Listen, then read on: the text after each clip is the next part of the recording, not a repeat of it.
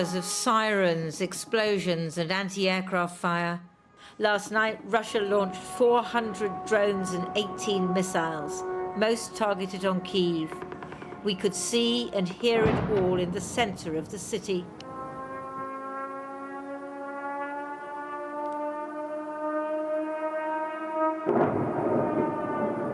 Russia manufactures 5,000 Shahed drones a month. Some are deadly, but some are decoys designed to use up increasingly scarce air defense ammunition, because the Russians know that Ukraine is running short of the weaponry it needs to defend its cities. In the darkness before dawn, birds started singing over the persistent whine of the drones.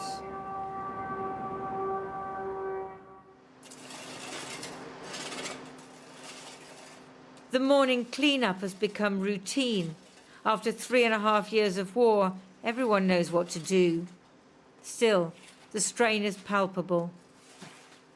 Olga Mikolaiko tries to comfort her baby Victoria after a terrifying sleepless night. She screamed every time there were explosions. The most important thing is that we are alive. The girl from the neighboring apartment was with us, then she went into another room and was killed. A piece of shrapnel hit her. It was just 2 walls that saved us. The neighbor who was killed was 22-year-old policewoman Maria Jumacha, one of 2 people who lost their lives last night. What does Olga want from international leaders meeting in Rome today? We just want more missiles to be shut down, because they aren't being intercepted enough. More weapons, that's what we want.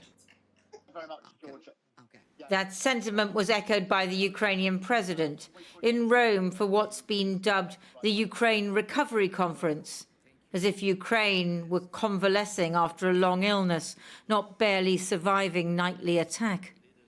This is what we must focus on first. We must stop Russian drones and missiles.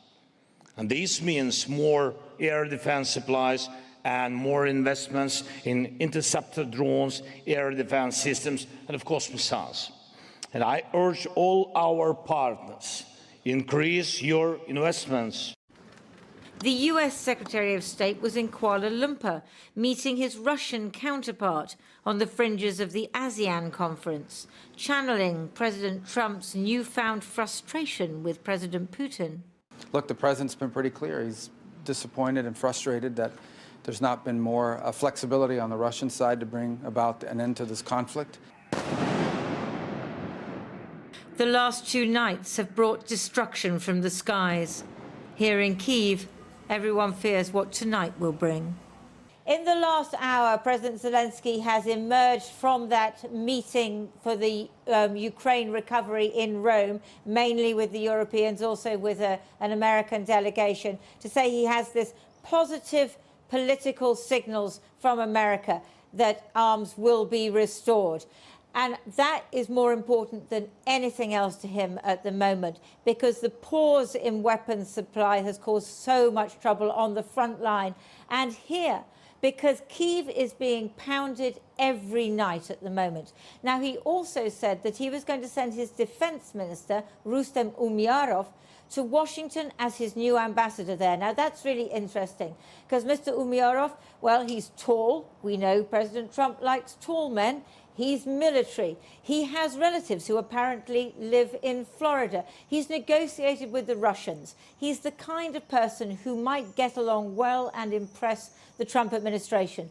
All of that so much more important than what Prime Minister Starmer and President Macron were saying. A peacekeeping force when a ceasefire is agreed, if a ceasefire is agreed. I can't tell you how far off that feels here in Kyiv.